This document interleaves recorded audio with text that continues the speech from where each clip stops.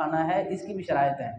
یہ نہیں کہ ہر ایرے گیرے کے ساتھ جس کا عقیدہ بھی ٹھیک نہیں ہے، جو عقیدہ تثلیث کے اندر کا پہ یقین رکھتا ہے، جیسے ہم اس کے ساتھ کھانا نہیں کھا سکتے، ویسے ہی اگر کوئی ایسی عورت کہ جو اعلانیہ بے حیائی کرتی پھرتی ہے، اعلانیہ آشنا رکھتی ہے، تو اس کے ساتھ نکاح جائز نہیں ہے۔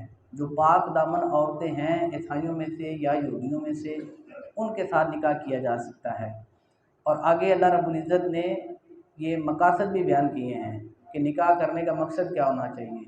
اذا جب آتیتموہن، تم ان کو دو اجورہن، ان کے حق مہر، نکاح کرو اور ان کو ان کے حق مہر ادا کرو۔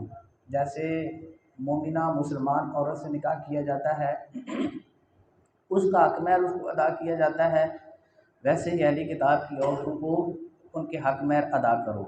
محسنین، نکاح میں لانے کی غرض ہو، ان سے نکاح کرنے کا مقصد یہ ہو کہ تم ان کو بسانے کا ارادہ رکھو۔ محسنین کا لفظ پاک دامنی کے لیے بھی آتا ہے، جیسے اوپر محسنات ہے کہ تم ان کی پاک دامنی کے لیے ان کے ساتھ نکاح کرو۔ محسنین کا لفظ حفاظت کے لیے بھی آتا ہے کہ تم ان کی حفاظت کے لیے ان سے نکاح کرو۔ ان سے نکاح کرنے کا مقصد گھر بسانا ہو، ان کی حفاظت ہو، اور ان کی پاک دامنی، عزت و توقیر اور عصمت کی حفاظت ہو، نکاح کا مقصد غیرہ جی نہیں، اسے مسلمان کرنا ضروری نہیں ہے، وہ اپنے اسی دین کے ساتھ آپ اس کو نکاح کر سکتے ہیں، لیکن پاک دامن ہو اور پھر عقیدہ تثلیث کی قائل نہ ہو، اللہ کے ساتھ شرک کرنے والی مشرکہ نہ ہو، کیونکہ مشرکہ سے آگے جا کے ہم پڑھیں گے 28 پارے میں سورہ ممتحنہ کے اندر مشرکہ عورت سے نکاح سے اللہ رب العزت نے منع کیا ہے۔ تو اگر عیسائیت کے اندر کوئی شرک کر رہی ہے عورت، تو اس کے ساتھ بھی نکاح جائز نہیں ہے۔ پاک دامن ہو اور عقیدہ توحید کے اوپر اس کا ایمان ہو، وہ کہ وہ مسلمان نہ ہو، تو اس کو اس کے دین کے ساتھ ہی نکاح کیا جا سکتا ہے، اس کا مسلمان کرنا ضروری نہیں ہے۔ تو نکاح میں لانے کا مقصد اس کی عزت عصمت کی حفاظت ہو، غیرہ نہ کہ مصافحین، محض بدکاری اور جنسی خواہش کو پوری کرنے کی غرض، ولا اور نہ متخذی، بنانے والے ہو تم اخدان، چھپے آشنا۔ ایسا نہ ہو کہ تمہارے نکاح کا مقصد صرف اپنی جنسی ہوس کو پورا کرنا ہو اور چھپی آشنائی کرنا ہو، 2 4 6 دن وہ اپنے آشنا کی طرح اس کے ساتھ رہنا۔ مقصد جو ہے نکاح کا صرف یہ نہ ہو کہ تم اس سے اپنی جنسی خواہش پوری کرو اور اس سے اپنی آشنائی کی خواہش پوری کرو، بلکہ جو عیسائی عورت ہے، پاک دامن ہے، عقیدہ توحید پہ اس کا یقین ہے، تو اس کے ساتھ بھی نکاح کا مقصد وہی اللہ نے بیان کیا ہے جو پیچھے ہم سورہ نساء کے اندر مسلمان عورت کے ساتھ نکاح کا مقصد پڑھ کے آئے ہیں۔ یہ سیم الفاظ ہیں کہ ان کو ان کے حق مہر دو، نکاح کا مقصد ان کی عزت عصمت کی حفاظت ہونا چاہیے، گھر بسانا ہونا چاہیے، نہ کہ صرف اپنی جنسی خواہش کی تکمیل اور چھپی آشنائیاں، یہ مقاصد نہیں ہونے چاہیے۔ تو اہل کتاب کی عورتوں کے ساتھ بھی نکاح کا مقصد یہی ہونے چاہیے۔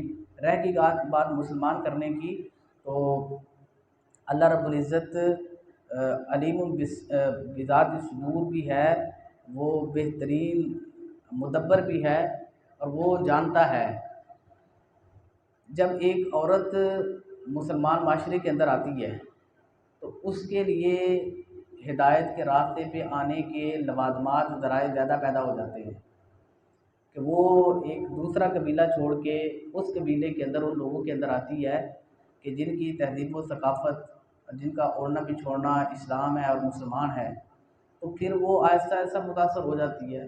میں نے دیکھا ہے، آپ نے بھی دیکھا ہوگا کہ ہمارے ہاں تو یہ تصور نہیں ہے، اہل حدیث اور اہل سنت اور دیوبندی اور بریلوی یہی مکاتب فکر ہیں، تو وہ عورتیں جو بریلوی مکتبہ فکر سے تعلق رکھتی ہیں، اہل حدیث جب شادی ہو جاتی ہے اہل حدیث گرانے کے اندر، تو 8 10 20 25 سال گزرنے کے بعد آپ یہ امتیاز ہی نہیں کر سکتے کہ وہ بریلوی مکتبہ فکر کیا ہوتے ہیں، اگر اس گھر کا جو ماحول ہے وہ مذہبی ہے۔ इसी तरह अहले हदीस औरतें जाती हैं तो वो भी 10-20 साल के बाद उसी रंग के अंदर रंगी जाती हैं, तो माहौल का बड़ा असर पड़ता है।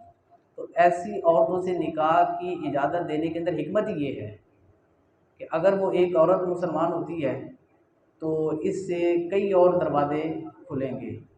उसकी निस्बत मुसलमान औरत को ये इजाज़त नहीं है कि वो अहले किताब के किसी मर्द के साथ निकाह कर सके, क्योंकि अगर मुसलमान औरत अहले किताब के किसी मर्द के साथ निकाह करेगी तो फिर उसकी ईसाइयत के अंदर जाने के जो चांसेस हैं वो ज़्यादा होंगे, उसके ज़राए ज़्यादा होंगे। तो असल में ये भी एक कोशिश है कि ईसाइयत और यहूदियत से इस्लाम की तरफ लेके आने की। तो अल्लाह ने अपनी हिकमत के तहत इसकी इजाज़त दी है और यकीनन ऐसा ही है। वमन यकफुर, और जो कोई कुफ़र करे बिल ईमानी, अपने ईमान के साथ, फ़क़द बस्तकीक हबिता, ज़ाय हो गए अमल हो उसके अमाल। जो अपने ईमान के साथ कुफ़्र करे उसके अमाल ज़ाया हो गए। अब यहाँ पे तंबीह भी कर दी है, ये कुफ़र से मुराद ये है कि जो अल्लाह ने शर्तें बयान की कि अहले किताब की किसी औरत से निकाह करना है तो उसके अंदर पाकदामनी होनी चाहिए। मकसद ये है कि तुम उसको ईमान की तरफ लेके आओ, इस्लाम की तरफ लेके आओ निकाह के बाद। अगर तुमने अपना इस्लाम ईमान ही छोड़ देना है उसके लिए तो ये तो मकसद नहीं था, इजाज़त का ये मकसद नहीं था। तो आगाह किया कि जिसने अपने ईमान के साथ कुफ़र किया उसने अपने अमाल ज़ाय कर लिए।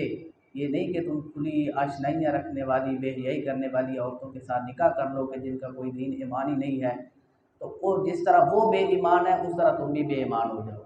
मकसद ये है कि उनको ईमान और इस्लाम की तरफ लेके आना। और जो कोई ऐसा करे वह हुआ, और वो फिल आखिरत, आखिरत में मिनल खासिरीन, खसारा पाने वाला है। जिसने अपने ईमान के साथ कुफ्र किया उसके अमाल भी ज़ाये और वो आखिरत में भी नुकसान और खसारा पाने वाला है। सुब्हानकल्लाहुम्मा व बिहम्दिका, अशहदु अल्ला इलाहा इल्ला अंता, अस्तगफिरुका व अतूबु इलैक।